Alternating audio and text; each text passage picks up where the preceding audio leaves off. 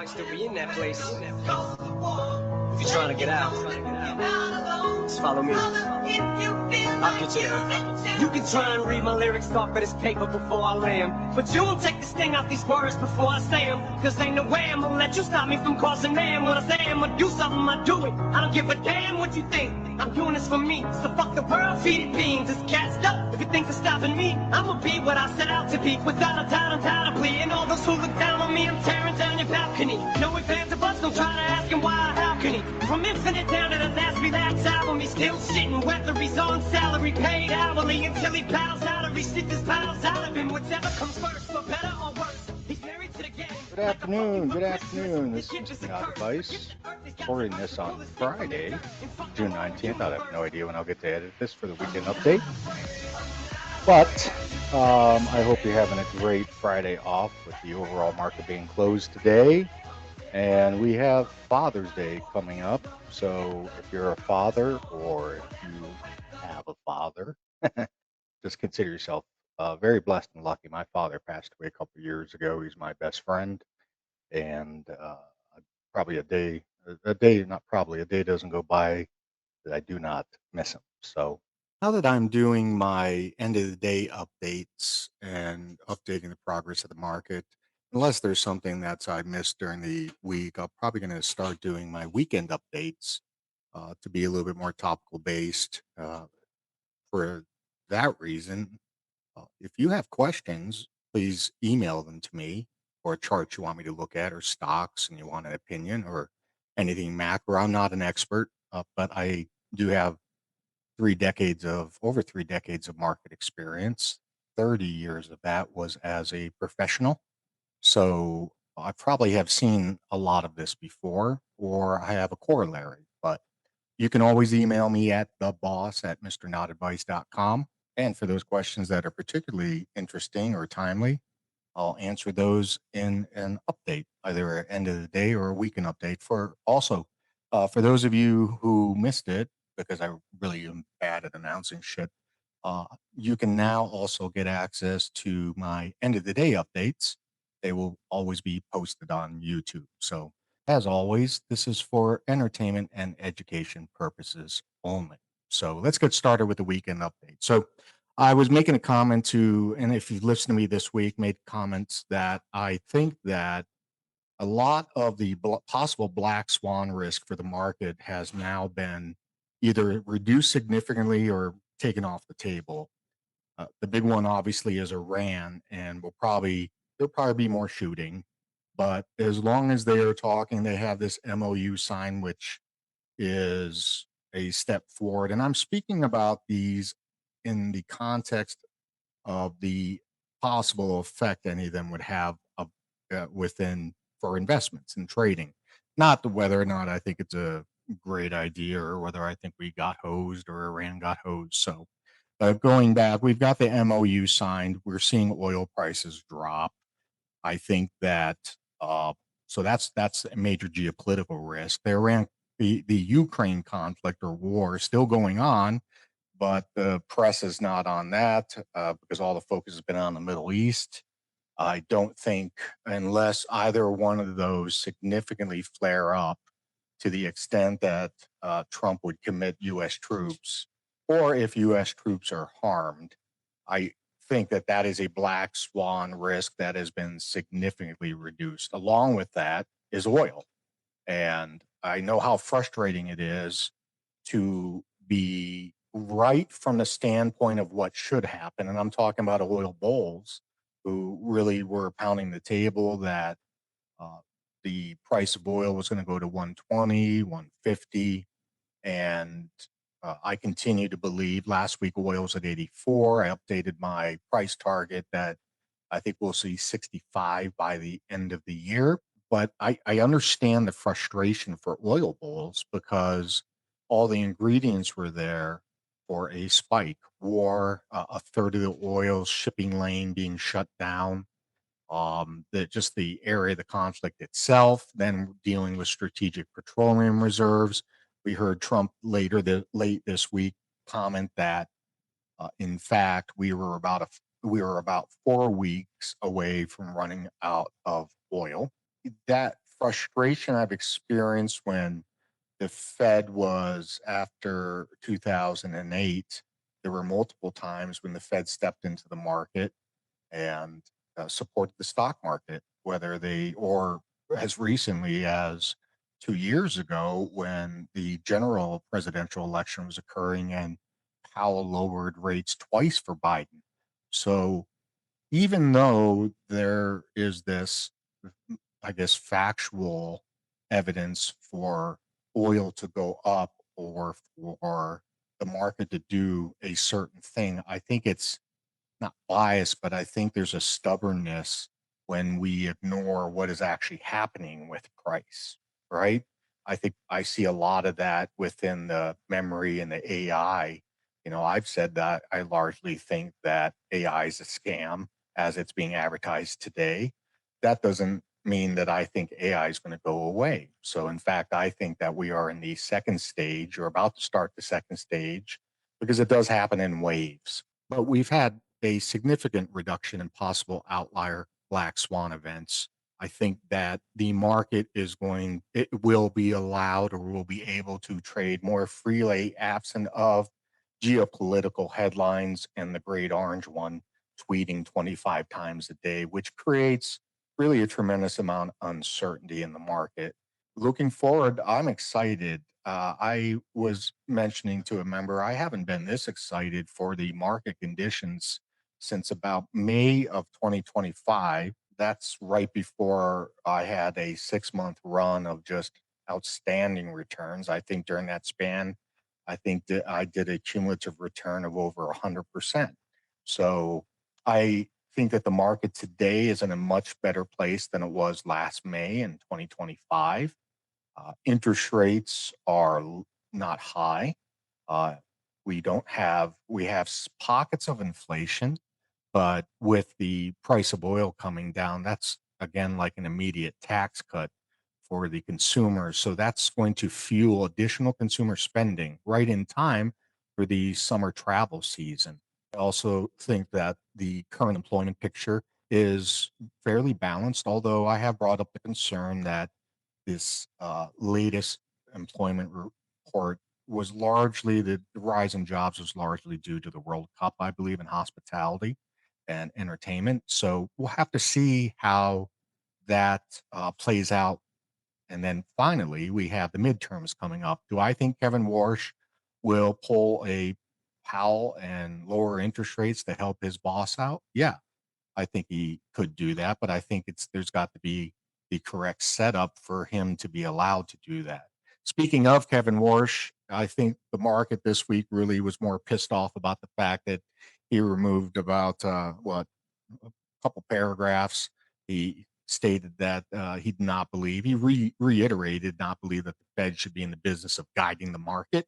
That the Fed has two sole jobs to do. There was a hawkish, I guess, leaning to from not only the Fed board members, who 9 out of 18 voted that they saw a possible increase in interest rates, but Kevin Warsh himself, when he gave his talk, uh, pretty much said his comments on unemployment led to, or employment that led me to believe he believes that, and the Fed believes that the employment is right now we're at full employment. So unless there was a big spike in unemployment, and historically, if the number that I've always used is 6%, I think we're at 4.2% now. So unless there's a big spike in unemployment, I don't see this economy or other black swan. I think the market trading, I think it's 74, 7,500 right now in the SPY. My end of the year target for the SPY is 8,300. And, it's hard to, sometimes it's easy to forget that, in fact, the market is still trading at 1.5 to 2% away from all time highs. So, what do we do with that moving forward? I can tell you next week I will start going full size trades for the first time in a year or 8 months. I think the market environment right now will be very conducive. I think it could start to trend. That doesn't mean it goes straight up, but I do think that we could enter a trending period. We are about to historically enter the strongest 6 weeks of the summer market. Before then, there is a downturn going from September to October into midterm. So uh, I think the timing is fantastic for the war to be over. I don't know if that was purely serendipitous, knowing Trump.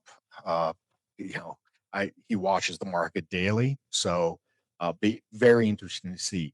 Uh, so where am I going to be focusing? Well, I'm going to focus on the leaders. What were the previous leaders will lead again, and that's going to be tech, uh, memory, hyperscalers, maybe some second derivative tech. In fact, I'm going to get to a chart here and offer some names of particular companies that I'll be looking at.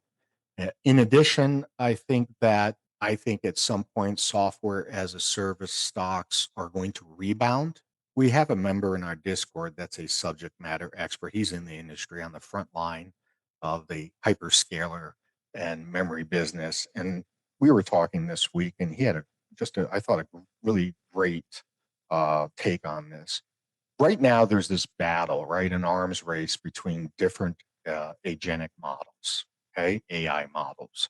And in any arms race, how do you respond? Whether you're winning or losing, you respond by spending more money. So yes, is it irresponsible relative to other economic cycles? Sure, but again, just like the people who were absolutely stubborn about oil and were long oil, despite the fact in the middle of the conflict, the oil couldn't even break $100, as long as or when these memory stocks, and they're breaking out again, okay, and one of the trades that I'm going to do on Monday is DRAM, all right, which is a memory ETF. As long as they're going up, as long as they're in trend, I want to make money. I'm my opinion about the economics of it, to the extent that I think that it's irresponsible, or I think it's going to eventually cause a downturn, that's immaterial to how I trade my money at this moment. I always use this as a frame of reference for trading and for investing, because I don't believe in long-term holding investing, by the way. Um, but I always use this. Whatever your time horizon is for an investment, how long you think it's going to take, okay, double it. So whenever I look at an investment or a trade, for and that goes for positive, maybe binary events, but also for negative possible binary events too, right? So yeah, maybe you're of the opinion that way too much money has gone into memory and hyperscalers, and there's going to be this big crash. Okay, well, estimate the time frame you think that'll occur and just double it. But in the meantime, I think it's really important not to be so certain about that future possible event that prevents you from investing in the market, as the very companies that are part of that event are going up. Yes, we've had a tremendous amount, as this chart shows, a tremendous amount of capital that has flowed into US tech funds. It dwarfs everything else. And uh, people will say, well, oh my gosh, I mean, this is just, completely irresponsible. No, well, it's not, because this is brand new tech, and brand new tech goes through its own life cycle as it's introduced, it's refined, it's adopted, competition comes in, then there's commoditization. We've just gone through the introduce and now it's being defined stage. There are numerous other stages before the spigot gets turned off uh, for tech. If that were not true, you would not see funding continuing going on with tech.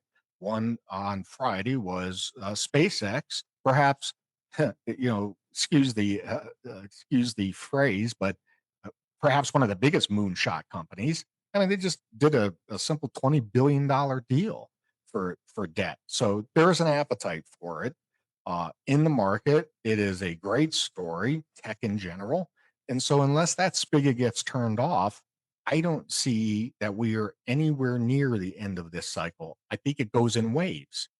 And in fact, let's take a look at this. I've brought this up before. If you're thinking that, oh my gosh, the tech part of the economy is completely irresponsibly dwarfing, well, it's near all-time highs of other big booms in the stock market as well as big booms in tech. You know, it's interesting to me that 63% as the highest level. And what was that? It was railroads. Okay. But as you go through this, you can see that this is utilities. Why? Electricity and phones. You can see that what percent of the US market cap of all the stocks out there. And yes, previous eras did have smaller capital needs, smaller economy, but it's all relative. Okay. It's all relative. Yes, they had many less companies that traded publicly. Again, it's relative. Uh, is it enough to look at this and say, well, there's 39% right now, so we should be out? Because no, I don't think that's reasonable. I think what I like to do, and that goes to the core part, one of the second core thing about my trading, which is I don't try to guess. I wait for a trend to develop. So, or wait for some large binary event that is going to affect this sector. We're not there yet. I think we're about to see the second wave up. As always, all of my charts are from Zero Hedge. And this is a chart that I've seen being passed around that looks at tech in a different aspect, which is what percent of the US GDP is tech and software making up. And it's pointed to as, look how high it is. It absolutely must drop. I think that's nowhere near true, because here's why. We had this spike in 2000. Okay, high concentration. It didn't come all the way back down and retrace. So if we're looking at these pulses, this could go, and I do believe it will go quite a bit more in terms of what percent of our GDP. Why? Because there is so much money flowing into this sector. And the only time that number will probably start reversing is when we start seeing the tech companies themselves, very ones that are raising all this capital and have negative free cash flow, until we see them start turning a profit, because that will then hit the other side of the balance sheet, which is the GDP number. So, but again, looking at this from a contextual basis, that the chart itself, there are people out there saying, "Well, look how high it is. That just means it's going to collapse. It can't continue to go higher." Whenever I hear the statement "it can't," I can be pretty confident that it probably will. Right? This is another chart that this one actually concerns me, because copper is a material that's used throughout the tech sector, and it can be, and it has been, a leading indicator for tech itself. Does this pretend that we're going to see a major drop in the market or a close of this gap? I actually think copper is going to go up. At the same time, you could also make a very worthwhile point that in fact the Nasdaq is too overheated and it's going to come down. I'm going to make the case against that.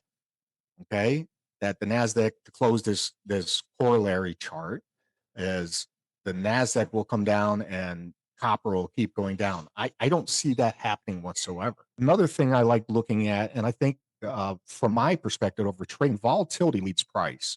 So when I see volatility increasing in the bond market, or I see volatility increasing in the stock market, that leads to greater price movement. In May of this year, we had the DRAM volatility just crater. Okay.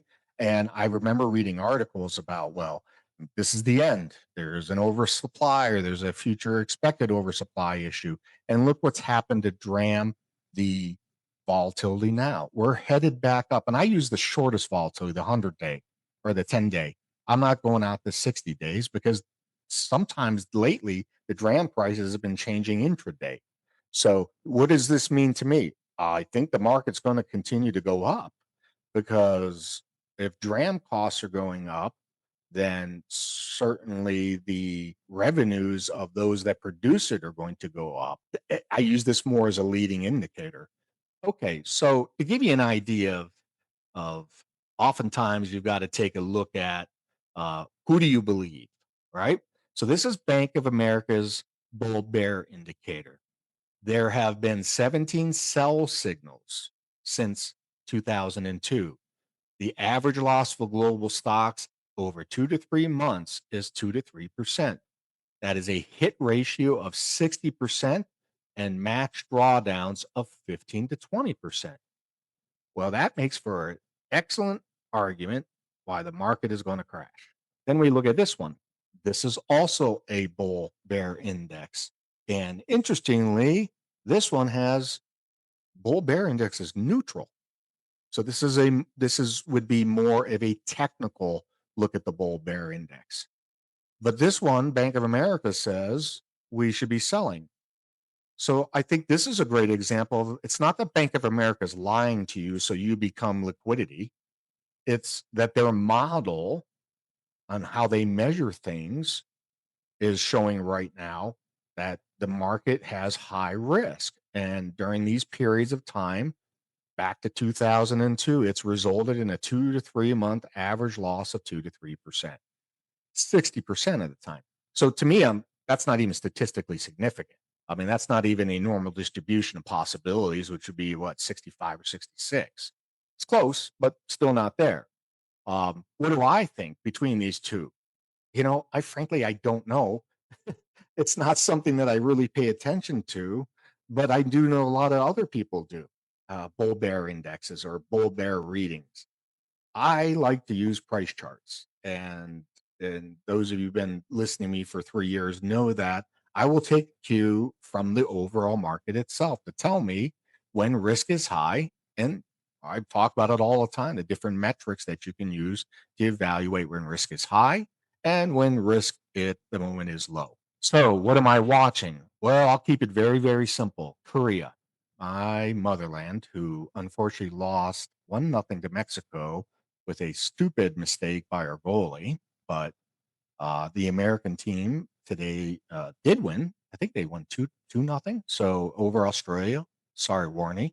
Korea is, and then you've heard me say this, that the citizens there are literally margining and leveraging their assets so they can put more into the stock market, right? So got a couple things that are going to happen here in the future, in the very near future. Looking forward, I'm going to be taking my cues from the Korean stock market. Why? Well, because 40% of the index, I think, is made up by two memory manufacturers, Samsung and SK Hynix. That'd be reason number one. Reason number two, it has to do all with money flow. I've already computed at what level there will be forced margin covering, so therefore forced sales in the Korean stock market. And as long as we stay above those levels, and it's a percent range, as long as we stay above those levels, that money that's in the Korean stock market, they will not sell. The Koreans are not going to, they literally have to be forced to sell. So on any drawdown, they're going to be buying. They are going to buy. That doesn't mean that you're not going to get a day where the Korean stock market's maybe down 9-10%. We're going to have volatility, but that volatility is within a much longer term, stronger uptrend. So once I see the Korean stock market break through that margin sell required by law level, I will remain long the market, and also, and I'm talking about memory too.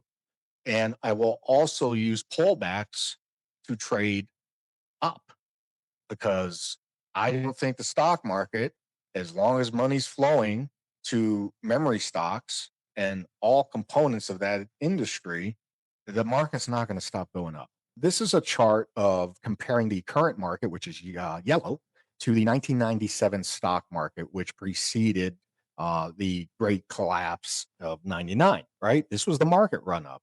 And you can see that there is somewhat of a corollary to the overall stock market if you match it up with 97. And it looks like we have much higher to go. This is what you call a fractal. So it's truly pattern matching. And I think the question a lot of people have when they look at this is, okay, is that real? I mean, will that actually play out? And if so, for somebody like me who's based on math and numbers and statistics, why? The stock market itself is truly a measure of human behavior, human reaction to the same data points, human emotions, okay? The same depth of sorrow that people get into when it's a bear market and the euphoria and irresponsibly in a flying market. Yeah, that I think is represented in the price. And so this doesn't surprise me that there is such a strong corollary of trend as well as direction relative to the 97 market. Does that mean I think we have this? Yeah, I do. That's that second that's that second wave that I'm talking about. Okay? We had this massive first wave move sideways. I think we're going to get another one. And then that'll be it. I mean, there'll be false ones, but not that'll be it that AI will come crashing down. That'll be it for the easy money where the entire sector is being lifted. And so this is exactly the second wave that I'm talking about, not because of this chart though. Okay. This chart just happens to, complement what my thesis was, which is I think we're about to enter the second wave of memory stocks and associated companies. As another example, why I think we're going to get another wave higher. This is the NASDAQ 100 from 96 to 2003, same period. And the white is the semiconductor and equipment index from May of 2022 to the current. Well, this is where we're at. So again, I think there's a second wave coming. Did I think that before I saw this chart? No, no. Um, but I think what we're picking up is human behavior also. What are the companies I'm going to be looking at? Well, I'm glad you asked. There is this distinguishment. I think this chart really shows it well. So these are hyperscalers versus semis. Okay, and I like how they present this. You have the check receivers, semis, and the check writers, hyperscalers. I think that the semis they're providing the equipment to the hyperscalers. Um, that's where I'm going to be focused. They're the semis, memory. I think some other companies. I did a little bit of research. If I the companies I'll be watching will be Nvidia, AMD, Broadcom, TSM, Taiwan Semiconductor, Super Microcomputer, oddly enough, because they do high density AI servers. Yes, I know one of the founders was arrested, but Dell Technologies, Hewlett Packard, also Intel does CPUs and custom silicon, Celestica, and then other companies in memory such as Micron or power and cooling components. That would be Inventure. So I'm looking at um, not only the software as a service companies, I'm also going to be watching memory. I'm also going to be watching the check receivers of AI. The check writers are the ones that the AI companies themselves doing all the investment. Okay. Who are the check receivers? I think those are those companies, using this analogy, that will benefit first and most by putting a layer of AI and LLM on top of their existing products. And one of those companies is, I think, Salesforce and Microsoft. Mike, can you imagine putting AI where it's effective, really effectively trained for Windows, whether it's Microsoft Word or Excel? I think that they would be a natural fit with an already existing ecosystem. So I'll be watching for those companies that I think will do extremely well with the adoption of AI uh, on a time frame basis. Okay. Now, you might wonder and say, well, hey, I thought you didn't believe in the stories. Well, no, I don't invest based on the stories, but I do want to make sure that I'm investing in an area that doesn't have a negative story. Additionally, I am aware of the stories because that's what drives investment in capital. When I talk about not that the story to me is meaningless, look, EOSC is a perfect example. That's great. People put out numbers and, where they think the company's revenues are going to be, and that's traditional fundamental analysis. When I come up with a price target, I have reviewed on a cursory basis a lot of the financials and macro of the company, but what I'm looking for is rhythm of announcements. I want to see the business operations and on a look forward basis, are they going to generate, do I think, a steady stream of positive news announcements? Because if that happens, then the stock's going to go up. It's literally that simple. So to me, the story on whether or not I believe Joe's a good CEO or this or that, yeah, those are all risk details or risk variables. I look at stories as it's a good to know, but ultimately, yes, I think price is the primary driver in the markets. One thing that I was been looking at, if let's use EOSC. So if we look at this daily chart, right, sort of a mess, right? Let's remove this box. It's sort of a mess, okay? Um, we had that, you know, 3 days of news, right? And quite frankly, each day it was a weak closing, right? Closing below the midpoint, closing at the midpoint, closing below the midpoint. Now, I've heard some people point to the fact that we didn't close near the highs as being bad. This stock sucks. And okay, here's what I would say: pull out to like the weekly chart, okay? Or even better, pull out to the monthly chart. So, what do you see going on with the monthly chart? Well, I see a reversal that happened last month. Okay. The body is still, we're in an inside month. We know that they're waiting for news on the Nacerta deal, but I don't see anything yet. Okay. I'll wait for a rejection up here, but I don't see anything yet that makes me bearish. This is a retest of this huge down month.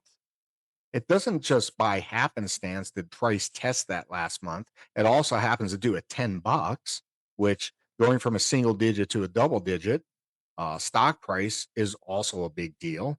If we get it back above here, there's going to be many things that come into play that will technically support this stock to start running. So, do I think the stock, and it hasn't changed. I did add a range, but 18 to 20 by the end of the year. How do you get there? Well, I truly think that going back to your daily chart, I think that if we get a news announcement and they get the Nisrta deal, I think the stock is going to go between 950 to maybe as high as 1050. Then if they announce another deal, I think that pulses the stock to 15. I also think that at some point the market will believe that they're either going to at least meet or even beat their 300 million for this year. So I look at all these variables and I decide what's the actual possibility of all these things happening, and therefore the result of that would be a steady stream of good news and news announcements. I think it's excellent. So I think the stock can move that fast. If we look at Friday on the 5 minute chart, and I'd gone over this in my end of the day. Okay. This was absolutely shorts for somebody. Okay. The shorts came into this and they decided they were going to just go ham and drive it down. Look at these volume spike. This is the first candle. This is a 7.5 standard deviation volume spike. And look at how it doesn't it lets up, but these are the first all the way up to this candle here. So the first 5 candles, right, had 2 standard deviation or higher or much higher volume spikes. That's not retail. Retail doesn't sell after they announce their first conversion from Frontier Power into an actual contract. This was the shorts. But let's take a look at the end of the day, too. Somebody at the end of the day wanted to push the stock up, right? I think this is a battle. These are the shorts. This is Cerberus. And we may see that at the end of every day where they want to push that stock up, at least closing the green. So if you're looking at the story, okay, and you believe in the story and you see this, and then your response is, well, this is a piece of shit stock. I think that's a very uneducated statement because you don't realize why it happened. There's so many people I see, and this is a challenge to you all. Look, Nathan was an idiot in January, and now everyone loves the hell. I see more people like, oh, he's the perfect man for the job. Really? I don't really care. I don't make those statements. I just want to see them execute because I want, at the end of the day, the thing that drives stock prices. And it's not fundamentals. It's positive news announcements. You can say, well, yeah, well, that's if their fundamentals improve. No, I mean, we just went through a period of time where we had the Facebooks and the Spotify's and all that who didn't have revenues, raising a shit ton of money, and their stocks were going up. No, that's not what it is actually. What it is actually is the tone and the narrative around the company and all the things that I think could happen this year for the last 6 months of the year. Could they stumble? Absolutely, they could stumble. And my point, and I'm not making it well, is very simple, which is the news was good. The stock moved up in the overnight. Understand if the stock got sold off, you have to find out the reason why. There's your reason. These big red candles, it was absolutely the shorts. So, and you may ask, well, how long can that last? We can, it's going to last until this stock finally breaks probably above 20 bucks. Okay, let's look at some other trades. PCT, looking at the daily chart, that is another company that I would like to own, but it's below the 50 days, below the 200, it's below 10 bucks. I'm going to have to wait. PRCH is a trade I opened up on Friday. It was the break of this trend line right here. Okay. What got me into this was the break of this trend line right here. Right? Not trend line, this price level right here. This is what I call a price discovery level. So what happened? Well, first of all, I always read charts backwards, but price tried to go up through it, failed. So there was a defined winner and loser. Where do you think the bots and algos are going to remember? Well, probably that, the highest one. And that's what I was waiting for was the break. So I got in on Friday. I think we're up 5-6%. So here's the risk. The risk is, because I always count back 3 candles using the current 1, 2, 3. What's the trend? Sideways to up, right? Sideways to up. So after large moves like this, the risk is it comes back down and retests the break level, and there could be just consolidation straight across price, or this is going to get another burst. What do I think is going to happen? Oh, I think it's going to get another burst. MACD looks good. It's rising and it's bright green. And these were good, not 2 standard deviation spikes. These are good spikes in price. So the other trade that I'm in out to January is wheat. I'm long wheat based on the drought conditions in the Midwest. They're not going to improve this summer. I'm also in on Friday UUP, which is near a major breakout level here. Okay. Finally, why do I think this is a leap? So this is an American exceptionalism trade. I think our economy is better than the rest of the world's and will only get better, quite frankly, looking at the numbers. But, and as I said with EOSE, we just need, I think, the NYSERDA deal. And I think we're going to test this 10 technically. Got the 200-day moving average right above that. Like this stock can move so fast, right? So I do see that we are going to test up in this 18 to 20 range right here, between here and here, by the end of the year. Now, that means that a lot of things have to go right, both worse. And if you're in the stock and you're saying, I don't think any of that's going to go right, well, then why the hell are you in the stock? And again, I'm looking to trade it. I own Leaps, but I want to trade it. NVIDIA, I have this breakout level here. It might even be a little higher. I will have to watch it. Every time I have the opportunity to trade these, I'll trade these with 2x ETFs if I can. But this break level would be fantastic. Why? Look where it is relative to the mean. This stock is traded between 2 standard deviations, and we have plenty of room from this mean price all the way up to this standard deviation. I think it's coming. Okay. But I will wait for price to tell me when that moment is. As I mentioned before, I think Microsoft is going to be at some point an excellent buy. You know, I do this where I'll just snap out to the weekly or the monthly because it gives me much larger perspective for overall price. Oops, that's a 15-minute. Let's go to the monthly. There we go. So what have we done? I mean, you had this breakout right here and it's come all the way down and retested it. This may do the same thing, right? Could this be a massive head and shoulders? Sure. Do I think it is? No. I think that Microsoft is probably going to be one of those companies that can go much higher. I think that now's not the exact right time to be buying CRM or uh, IGV, the ETF. You know, look at where this is. Test, test, test. Well, we could come all the way back down here and test. That's a long, long 200-year moving average, which is hilarious. But these are to me, I think we're getting very near the buy areas. And when I say that, that's I mean, this level for me near the buy areas, this could be another 30% down too. I think that a lot of these stocks, I think of them as a second effect of AI and memory, and they're hated right now. So I'm trying to trade into as early as I can when I get technical breakouts or reversals on memory.